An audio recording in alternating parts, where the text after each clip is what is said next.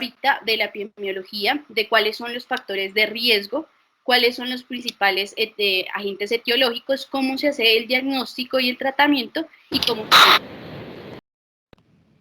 Entonces, ¿qué es la neumonía? La neumonía es un proceso inflamatorio del parénquima pulmonar que generalmente es causado por un agente infeccioso, puede ser virus, bacterias o parásitos, y en algunos casos se ha relacionado con algunos elementos aspirativos o químicos, pero principalmente es causado por un agente infeccioso que afecta tanto los alvéolos como el espacio intersticial.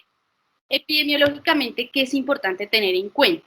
Para el 2015, la OMS determinó que la neumonía adquirida en la comunidad fue la responsable del 15% de las muertes en los niños menores de 5 años. Y esto se ve asociado a que hay una mayor tasa de hospitalización por neumonía en los menores de 2 años.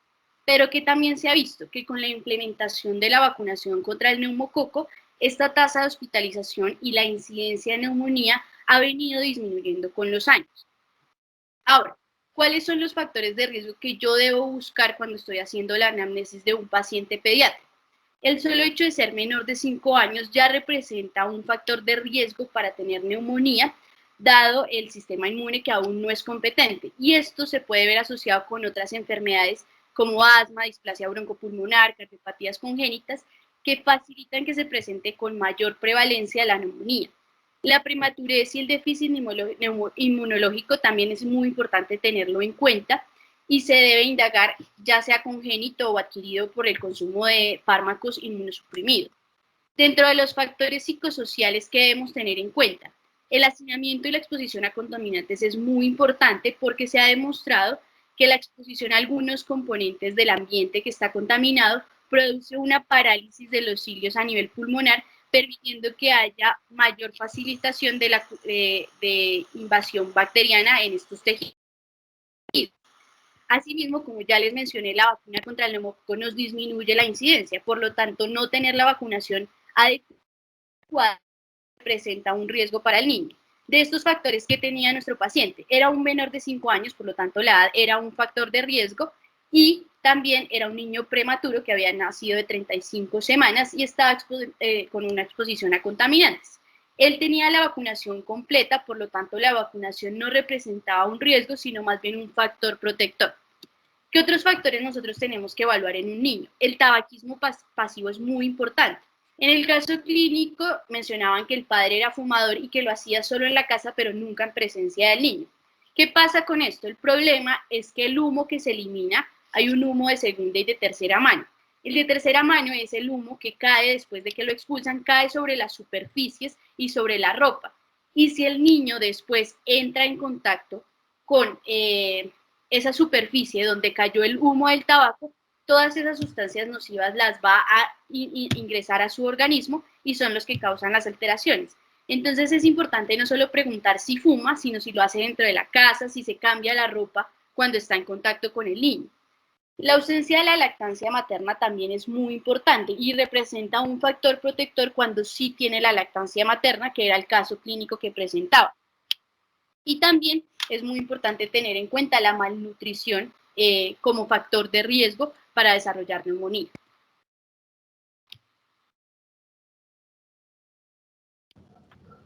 Entonces, hablando ahora de la etiología, pues depende del agente microbiológico y de la edad del paciente a la que estemos, pues este va a dirigir su tratamiento. Entonces, podemos dividir más o menos la edad del niño y los riesgos de presentar qué microorganismos dependiendo en 4 etapas. La primera, que es justo el niño recién nace, que los microorganismos son los que el niño se puede enfrentar, son los que están en el canal del parto. Entonces tenemos Streptococo beta hemolítico del grupo B, o también podemos encontrar E. coli o Listeria monocytogenes, Staphylococcus aureus. En el caso de los virus, el virus sincitial respiratorio, como vimos en el Cajut, es el virus más asociado a neumonía, y el citomegalovirus también, un niño recién nacido. Cuando estamos entre las 3 semanas a los 3 meses es como a lo que le llamamos como a la etapa gris, en donde podemos encontrar microorganismos en los que el niño pudo haber adquirido durante el canal del parto o ya microorganismos de pues, de la naturaleza como tal. Entonces, aquí sí vamos a tener que el neumococo es el agente etiológico más común, seguido de Chlamydia trachomatis, Bordetella pertussis, Staphylococcus aureus y Listeria monocytogenes. En los virus, el sincitial respiratorio va a continuar siendo de mayor importancia y ya a partir de esta edad ya se empiezan a tener riesgo de que el niño presente algún virus como para influenza o de la influenza A y B. De los 4 meses a los 4 años ya encontramos solamente microorganismos en los que el niño puede adquirir de la naturaleza, entonces seguimos con el neumococo como el agente etiológico principal. El Haemophilus influenza tipo B, si no ha presentado o no tiene un buen esquema de vacunación, y el Mycoplasma pneumoniae. Los virus, ya en este vamos a seguir con el virus sincicial respiratorio y influencia A y B, adenovirus, rinovirus y metaneumovirus. Y mayores de 5 años vamos, y últimamente se ha aumentado la presencia de Mycoplasma pneumoniae, que presenta un tipo específico de neumonía que es atípica, y el neumococo es pues el segundo agente etiológico más importante acá. También es importante recalcar que cuando el paciente tiene neumococo o se aísla un neumococo, usualmente está relacionado con una neumonía grave o de un patrón respiratorio más agresivo, y que hasta el 10% de los pacientes con Mycoplasma pneumoniae pueden llegar a tener o van a requerir necesidad de hospitalización en una unidad de cuidados intensivos.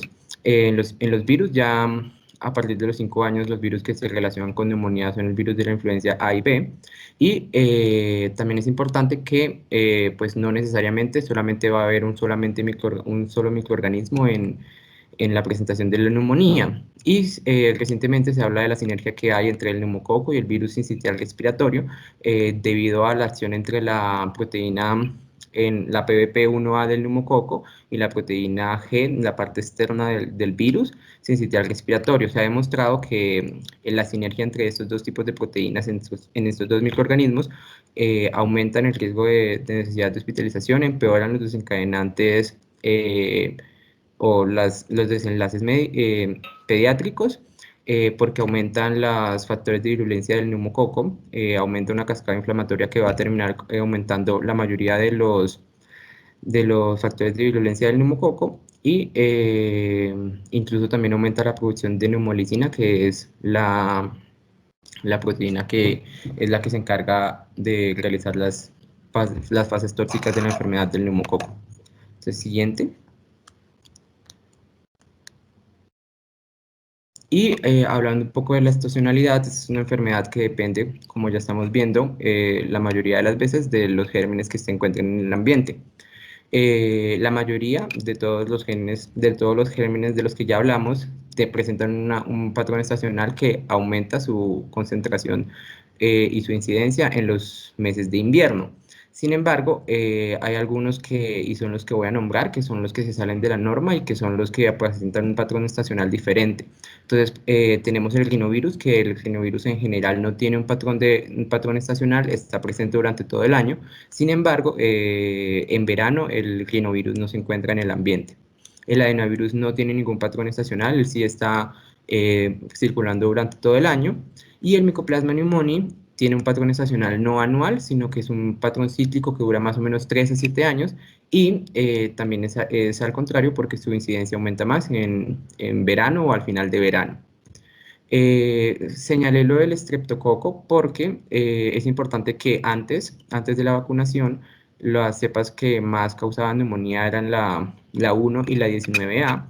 Posterior a la vacunación, en la introducción de esos serotipos en la vacunación, los serotipos que ahorita más se encuentran asociados a neumonía o que no aumentan, sino que son los que están en auge, son los serotipos que no se encuentran en la vacunación. Y pues que esto es importante porque antes de la vacunación los neumococos tipo 1 y 19A eran causantes de hasta el 60% de todas las neumonías de los niños. Y el virus sincitial respiratorio es tan importante durante todo el año y aumenta en los meses de invierno porque, y pues como que no tenemos alguna barrera como fácil contra el virus sincitial respiratorio porque los genotipos circulantes cambian cada año, y también dependiendo del genotipo circulante o empeora o disminuye la progresión de la enfermedad. Siguiente. Listo, entonces ya entendiendo cuáles son los factores de riesgo y cuáles son los principales agentes etiológicos dependiendo de la edad, vamos a hablar sobre cómo se hace el diagnóstico. Como toda enfermedad, la historia clínica es la base para hacer un adecuado diagnóstico, pero no se trata de hacer una lista de chequeo en la que yo pregunté los antecedentes, pregunté la revisión por sistemas, sino en la que uno enfoque las preguntas hacia lo que uno quiere saber efectivamente. Uno quiere indagar sobre si tiene o no los factores de riesgo, sobre cómo es la enfermedad actual, y siempre se debe hacer con mira hacia eso. Entonces, ¿usted qué tiene que preguntar en la historia clínica? ¿Tiene enfermedades concomitantes que faciliten la presentación de neumonía? ¿Tiene o no las vacunas? ¿Ha tenido uso reciente o no de antibióticos, ya sean formulados o no? ¿Está en una guardería en la que se facilita la transmisión de virus entre los niños? ¿O ha tenido algún viaje reciente? Todas estas preguntas siempre tienen la intención de saber si está expuesto hacia algún factor de riesgo que nos guíe más hacia el diagnóstico de neumonía. También se debe hacer una valoración del estado general, que en pediatría se conoce como un triángulo de aproximación diagnóstica. Este se hace incluso antes de hacer la anamnesis y es en los primeros 30 segundos en los que usted ve al paciente. ¿Y qué evalúa? Tres aspectos principalmente: el estado de conciencia, el trabajo respiratorio y la coloración de la piel. Un paciente pediátrico que llegue inconsciente ya nos indica que requiere una atención inmediata. Si usted adicional a eso no lo ve inconsciente, pero sí lo ve respirando muy rápido, que está haciendo aleteo nasal, que está cianótico, pues eso también es indicación de que usted tiene que hacer una valoración mucho más rápida. Es una aproximación diagnóstica y se tiene que hacer antes. Y todo esto lo va a complementar con un examen físico completo, que a diferencia de los adultos usted no lo va a hacer cefalocaudal, sino lo hace en el orden en el que el niño se lo permita. Y siempre tiene que apoyarse de los papás, especialmente de los niños que son más pequeños. Acá en neumonía es importante hacer todo el examen físico, pero es muy importante tener en cuenta la auscultación, que ya más adelante les voy a mencionar por qué es su importancia. ¿Cuáles son las manifestaciones clínicas que pueden tener los niños? La fiebre es el signo más común en la neumonía, pero es el que tiene menor sensibilidad de especificidad. ¿Qué significa esto? La fiebre de por sí, y como un signo aislado, no es patoneumónico de la neumonía. ¿Qué sí puede pasar? Se presenta la fiebre asociado con otra sintomatología, con tos, con cefalea, con dolor abdominal, dolor torácico o con dolor abdominal. Hay algunos patrones de la fiebre que se creen que pueden guiar sobre el tipo o la etiología de la neumonía. Entonces, se cree que si tiene una fiebre muy alta indica más una neumonía bacteriana, y si tiene una fiebre no tan alta indica más una infección viral. Sin embargo, no hay ningún estudio consenso que determine que a partir de cierta temperatura ya es una neumonía bacteriana. ¿Qué sí se debe tener en cuenta? Cuando nosotros tenemos un paciente con unos síntomas respiratorios superiores, principalmente rinorrea y congestión nasal, y la fiebre no es tan alta, la probabilidad de que sea bacteriana sí es bajita, pero no tenemos un valor específico de temperatura que ya nos indique que es una neumonía bacteriana. Ahora, la taquipnea es uno de los signos más importantes en pediatría y en la neumonía pediátrica. Se hizo un metaanálisis en el que se hizo un estudio se estudiaron 23 estudios y se demostró que la taquipnea tiene una sensibilidad y una especificidad muy alta como un signo aislado. Si un paciente no tiene taquipnea, la probabilidad de que tenga neumonía es muy bajita.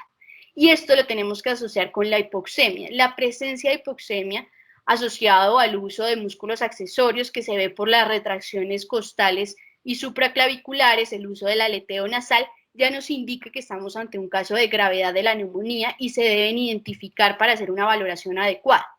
Otro síntoma que se puede presentar es el dolor torácico, principalmente cuando tenemos un derrame pleural o un empiema que esté haciendo contacto con la pleura, pero digamos que al igual que la fiebre, como un signo aislado, tiene un valor diagnóstico muy bajito. Se debe tener en cuenta y se puede presentar, sí, pero no es patoneumónico de la neumonía. Ahora, ¿qué es importante tener en cuenta sobre la taquipnea? Esta tiene muchos factores que la afectan. La frecuencia respiratoria se puede alterar por la edad, por el estado ansioso del niño, por el llanto, por la misma enfermedad.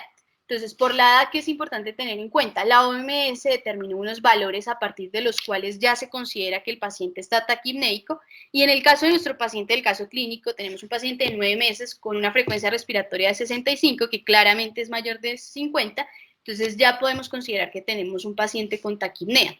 Siempre se debe evaluar la frecuencia respiratoria en el minuto completo porque la respiración en los niños no es regular. Entonces no puede hacer de tomarlo en 15 segundos y multiplicarlo por 4 porque no le va a salir. Tiene que tomarse el minuto completo, tiene que el niño estar calmado, pídale a la mamá que lo cargue, que le dé lactancia materna y eso nos facilita tomarle la frecuencia respiratoria. Ahora, respecto a la auscultación, tiene una dificultad especialmente en los niños lactantes, precisamente por lo que ya les mencionaba. Los niños están asustados, pueden llorar y cuando lloran dificultan la auscultación de los ruidos respiratorios. Además, la caja torácica, al ser más pequeña, facilita la transmisión de los ruidos respiratorios. ¿Qué significa esto? Usted puede estar en una zona donde hay una consolidación y auscultar igualmente un ruido respiratorio normal porque puede haber una transmisión del lado contralateral. Ahora, ¿qué se debe escuchar cuando usted ausculta? Si hay una consolidación, usted debería escuchar un estertor crepitante, una hipofonesis o un soplo tubárico, y ya cuando hay un compromiso bronquial, va a tener la detección de sibilancias, que es más frecuente que se presente una bronconeumonía cuando es por un agente causal viral o por gérmenes atípicos. Pero, ¿qué es un estertor y yo cómo diferencio un estertor de una sibilancia, de un roncus, de un estridor? Entonces, a grandes rasgos nosotros tenemos un sistema respiratorio y este sistema respiratorio termina en una tráquea que se va a dividir y va a formar los bronquios y los bronquios van a tener diferentes ramificaciones y estos van a terminar en los alveolos. Eso es claro, ¿verdad? Cuando nosotros auscultamos a nivel de la tráquea, ¿qué tenemos que escuchar? El paso del aire por la tráquea, que más o menos se escucha así. Confírmenme si lo escuchan.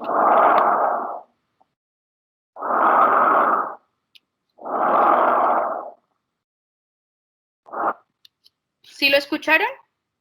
Sí, se escucha. Listo. ¿Y qué va a escuchar cuando ausculta a nivel pulmonar? Pues el mismo paso del aire, pero con una intensidad y un tono diferente.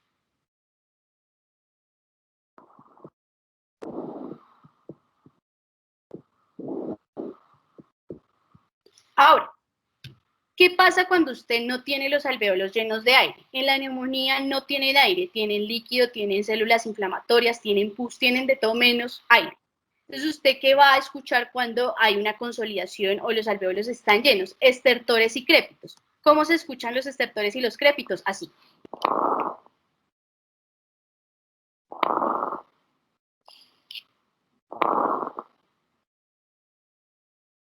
No se escuchan igual que cuando pasa el aire.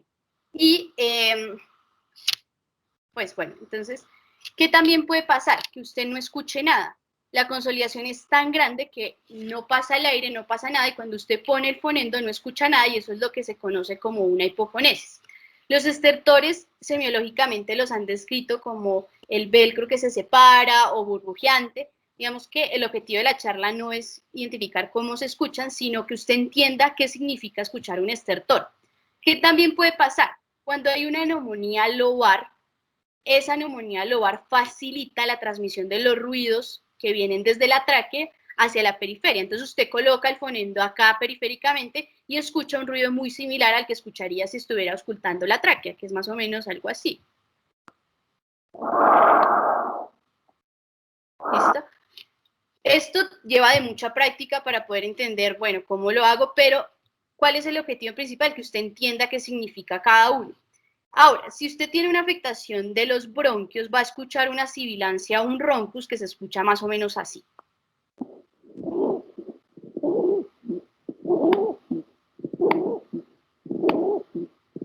Semiológicamente describen que la diferencia entre una sibilancia y un roncus es que la sibilancia es más aguda y el roncus es un poco más grave. Es algo difícil de, digamos, de determinar, pero ¿qué es lo que yo quiero que se lleven de esto? Que el ruido respiratorio puede ser normal, o sea, la auscultación en un niño puede ser normal, pero si usted escucha un estertor, ¿qué tiene que pensar? Que el estertor es como si usted escuchara un velcro, un burbujeante, como a usted se le facilite más entender, eso indica que hay ocupación alveolar. Y si escucha una sibilancia como un aire que pasa por un tubo que es más estrecho o un roncus, pues eso nos indica que hay una alteración bronquial. Entonces ya una vez entendemos cuáles son las manifestaciones clínicas y cómo tenemos que hacer la auscultación, podemos hacer una clasificación de la neumonía a partir de la sintomatología.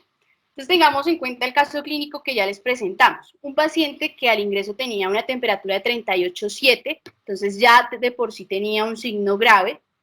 Tenía una taquipnea, no era mayor de 70, pero sí tenía una taquipnea, Tenía un tiraje supra y subcostal, que también nos indica gravedad porque significa que la hipoxemia está siendo mayor y está haciendo el requerimiento de músculos accesorios.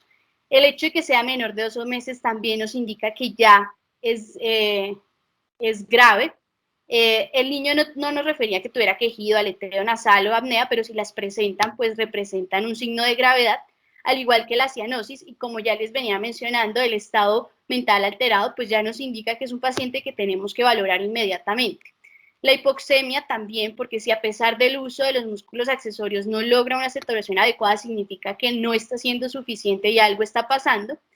La taquicardia y el llenado capilar mayor de 2 segundos nos indica ya más una afectación sistémica y por eso los tenemos que identificar y saber que todos estos signos nos indican una gravedad de que no se puede manejar ambulatoriamente el paciente y que requiere una valoración adicional.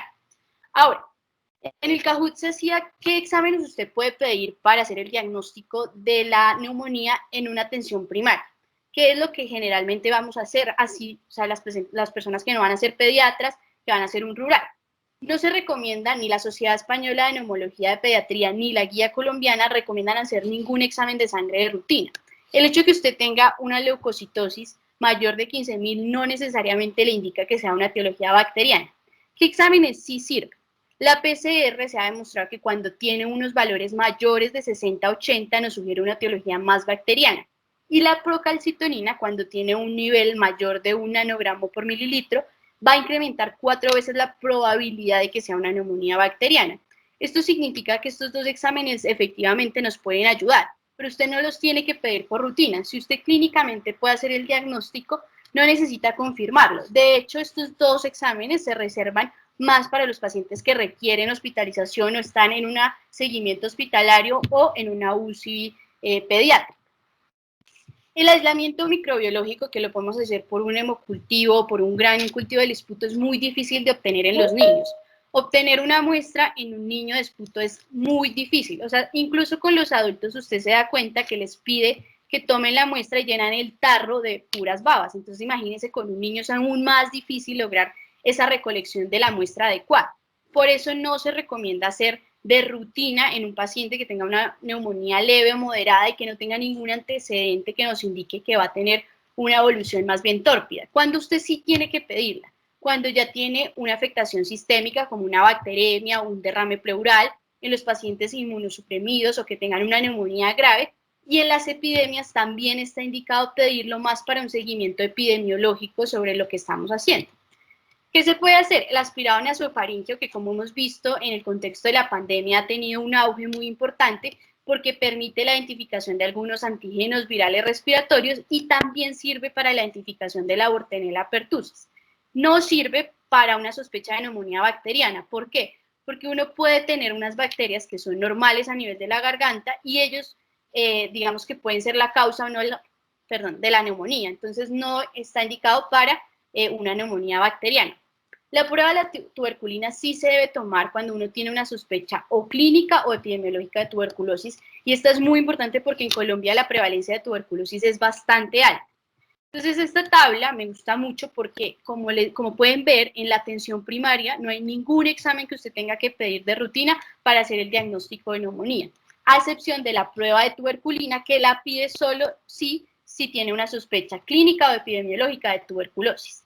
Ya los otros exámenes en un contexto de un paciente que está grave, que requiere una hospitalización, pues ya tendría un poco más la indicación de hacer el hemocultivo, el GRAM, la serología, entre otros. Pero si usted está en una atención primaria y clínicamente tiene neumonía, no requiere hacer ningún hemograma, ni hemocultivo, ni ningún examen adicional. Ahora, sobre las imágenes diagnósticas, la radiografía de tórax se considera el examen de elección para hacer el diagnóstico.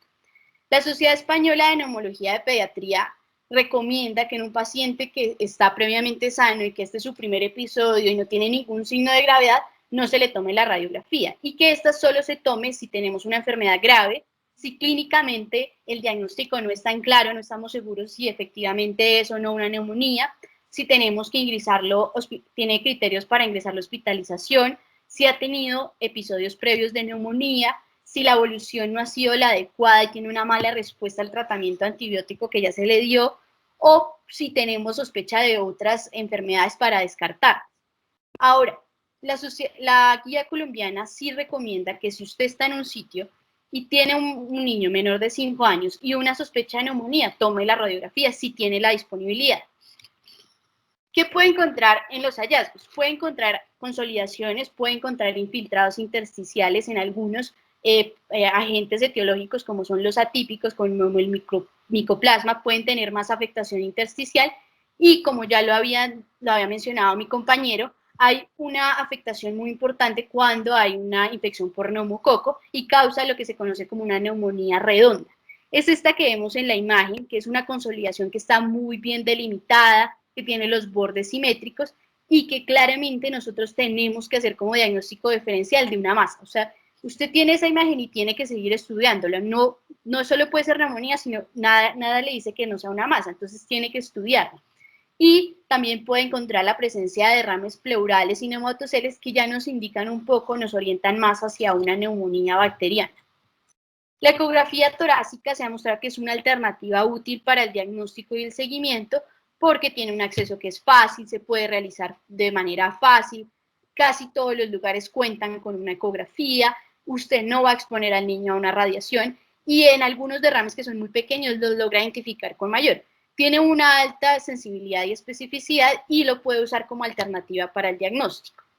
La tomografía se indica solo en los pacientes en los que usted sospecha una complicación como un empiema, un derrame pleural muy complicado, y nos sirve para valorar el parénquima, pero tenga en cuenta que usted expone a radiación al niño. Siempre el riesgo-beneficio se debe tener en cuenta. La resonancia magnética tiene una disponibilidad muy limitada, el costo de ella es muy alto, entonces no está recomendada dentro de la primera línea para hacer el diagnóstico. Y ya la fibrobroncoscopia, que usted siempre debe hacer con un lavado broncoalveolar, la va a reservar para los pacientes ya con una neumonía muy grave que no responde al tratamiento antibiótico que usted le estaba instaurando, que tiene múltiples neumonías. Entonces, en esos casos, usted sí tendría indicación de hacer la fibrobroncoscopia. ¿Cómo evalúa la evolución? Como les mencionamos en el Kahoot, la mejoría tiene que presentarse de 48 a 72 horas después de usted haber instaurado el tratamiento. Si después de este tiempo él sigue con la misma sintomatología, no mejora, usted tiene que evaluar, ¿hice el diagnóstico correcto? Si tenía una neumonía, le estoy dando el tratamiento adecuado, el paciente está cumpliendo con la dosis, está cumpliendo con la administración del mismo, o nos encontramos ante una resistencia bacteriana, o más bien el paciente tiene alguna complicación como un empiema y un absceso pulmonar que no permite que el antibiótico funcione, o tiene una causa no infecciosa y por eso el antibiótico no le está funcionando y lo que tiene es una alveolitis alérgica o una aspergilosis. Entonces usted tiene que evaluar si después de 72 horas lo va a ingresar y es ahí donde usted también ya tendría que pedir todos los exámenes complementarios para determinar. La tos por sí sola sí puede permanecer solita y puede durar unas semanas, pero si tiene toda la sintomatología, sigue con fiebre, sigue con retracciones subcostales, pues claramente no está funcionando el tratamiento y usted tendrá que evaluar por qué no está funcionando. ¿Cuándo está indicado hacer un seguimiento radiológico? Pues el paciente persiste con los síntomas, mire qué pasa, hay un absceso, hay un empiema, hay un derrame pleural, ya ha tenido neumonías recientes, entonces tiene que tomarle un seguimiento radiológico, presencia de atelectasias o neumonía redonda, empiema, neumatocele y abscesos pulmonares que ya son complicaciones de la neumonía, usted tiene que hacerle un seguimiento radiológico. Listo, entonces ahora para hablar del tratamiento, pues entonces primero lo que tenemos que ver es el estado actual de la resistencia de los microorganismos a los que nos tenemos que enfrentar.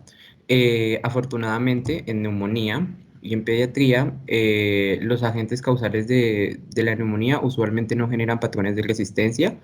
El neumococo, un último estudio que se hizo en España demostró que realmente no hay resistencia de neumococo a el tratamiento del que ya vamos a hablar.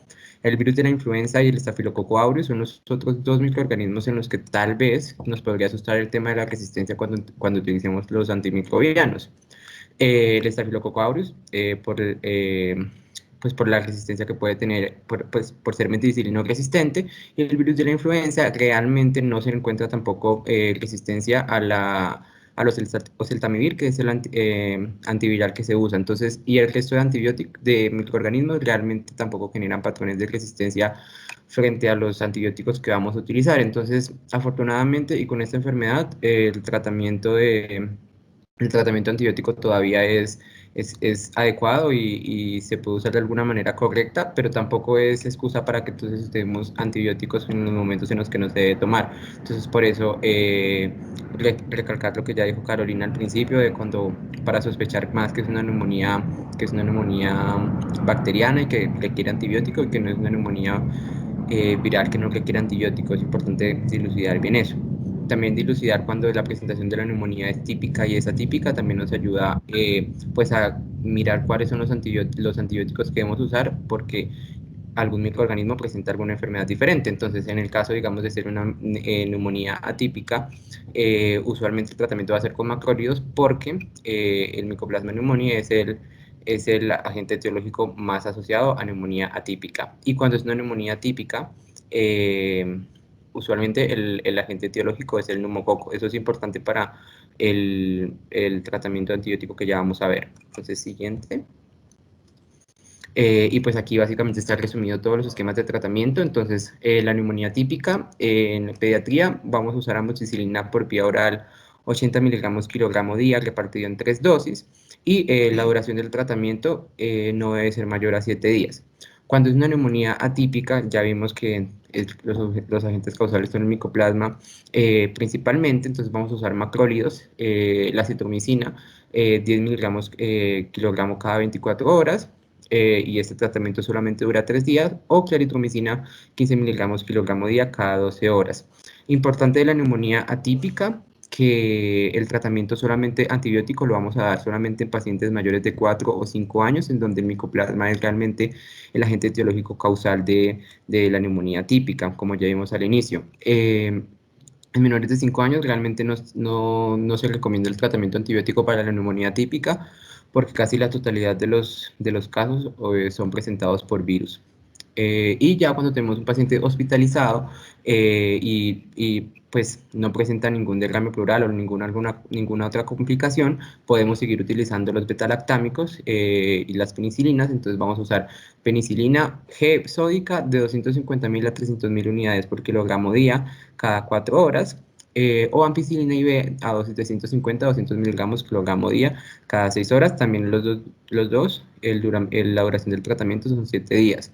Si el paciente asociado a eso tiene una complicación como un derrame pleural paraneumónico, van a ser los mismos antibióticos, pero a dosis más altas. Entonces, en vez de 150 a 200 de la ampicilina, vamos a usar 250 a 300 de la ampi, y en vez de 250.000 a 300.000 unidades de penicilina cuando no habían complicaciones, cuando hay, vamos a usar de 300.000 a 400.000 unidades. Cuando ya tenemos un paciente con muchas complicaciones, o que está en una unidad de cuidado intensivo pediátrico, el tratamiento que vamos a usar usualmente es cefotaxime siempre para cubrir el neumococo, y alguna de las siguientes, dependiendo de lo que tenga el paciente.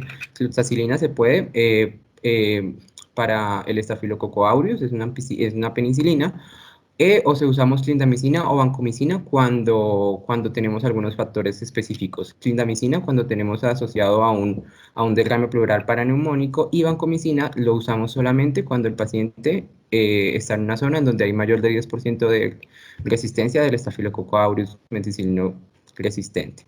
El macrólido, hay algunos estudios en adultos que dicen que mezclarlo con un macrólido aumenta los riesgos de éxito y disminuye la mortalidad de los pacientes con complicaciones, o sea, pacientes que solamente que están en unidad de cuidado intensivo pediátrico. Sin embargo, los estudios son solamente en adultos. Entonces el uso en niños todavía está debatido. Sin embargo, pues es una opción también de añadir otro antibiótico cuando tenemos un paciente con una neumonía muy pesada.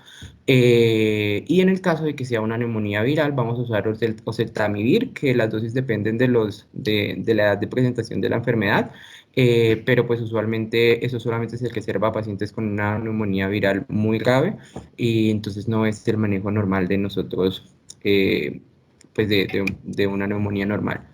Entonces, siguiente. Y en caso de que tengamos una alergia a beta-lactámicos, realmente la alergia es a las penicilinas. Como vimos en el Kahoot, entonces vamos a tener dos opciones de tratamiento, dependiendo de la reacción alérgica que el paciente tenga. Cuando la reacción alérgica es únicamente tardía y no es grave, entonces se presenta con forma de abones o prurito que el paciente pueda tolerar, podemos usar cefuroxime porque la reacción cruzada de alergia a la penicilina con el resto de betalactámicos no es tan alta cuando la reacción alérgica tardía no es tan grave. Pero cuando tenemos una reacción alérgica inmediata o que es tardía, pero también es grave, pues ya no podemos usar betalactámicos, entonces vamos a usar acitromicina a dosis de 10 miligramos kilogramo día en 3 días. También podemos usar clindamicina o levofloxacina. Sin embargo, considero que es mejor usar la acitromicina porque solamente el tratamiento es más corto y es más fácil para el paciente.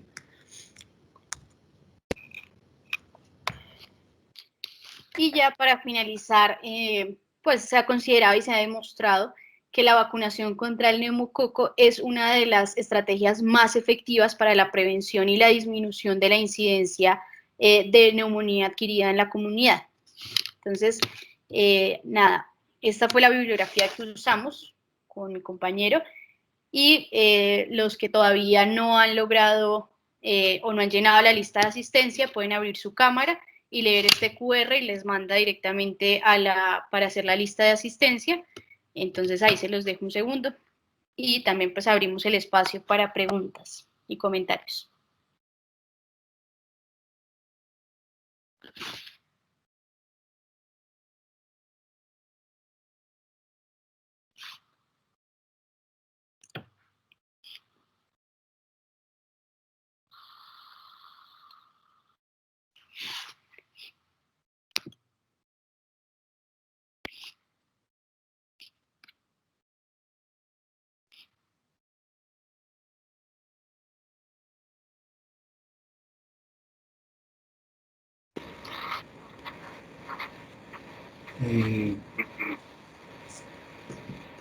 Buenas, como Héctor Vega, muy bien, felicitaciones Fray y Carolina. Solamente un par de comentarios adicionales. Un factor bastante importante que tenemos en aumento de infecciones respiratorias es la contaminación ambiental, la presencia de partículas como la ppb muy altas, pp25, o residuos de azufre han asociado a aumento de la mucosidad, aumento de la densidad y aumento de infecciones respiratorias. Entonces también es muy importante tener en cuenta como factor de prevención la contaminación ambiental. Importante siempre la distinción entre neumonía viral y neumonía bacteriana, y esto nos lo da principalmente el compromiso sistémico del paciente que está decaído, que tenga compromiso del estado de conciencia, mal perfundido y de mal estado general, usualmente nos va a llevar, a pesar de los exámenes de un problemático normal y una PCR negativa, siempre hacia una infección bacteriana. Siempre piensen que también la gravedad del paciente nos da una pauta para decidir el inicio o no de manejo antibiótico. No es lo mismo dar un tiempo de espera a un paciente que está bien, que está en buenas condiciones generales, que no tiene alto requerimiento de oxígeno y que no está con polimédico, el paciente que se ve comprometido. El paciente que está bien en buenas condiciones, me tengo que llenar de motivos para ponerle antibiótico. Para el paciente que está grave, me tengo que llenar de motivos para no ponerle antibiótico como tal. Y por último, para todos, acuérdense que cuando hablamos nosotros de microorganismos típicos, siempre hablamos de microorganismos con pared celular. Eso quiere decir que hablamos de microorganismos que van a ser gram positivos o gram negativos, y cuando nosotros hablamos de microorganismos atípicos, usualmente son microorganismos que no tienen pared celular y usualmente viven de manera intracelular. Por eso los betalactámicos nos sirven en este tipo de pacientes y tenemos que usar medicamentos que afectan principalmente la síntesis de proteínas, principalmente a nivel de RNA mensajero o de mensaje pirasa, como es el caso de la ciprofloxacina o manejo como los macrólidos como tal que nos pueden ayudar a este tipo de procesos. Pero en general los felicito, una excelente revisión y muy bien por todo.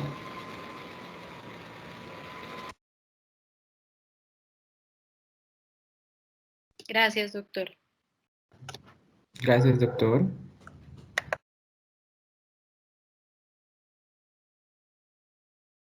Muchísimas gracias, estuvo muy buena la revisión.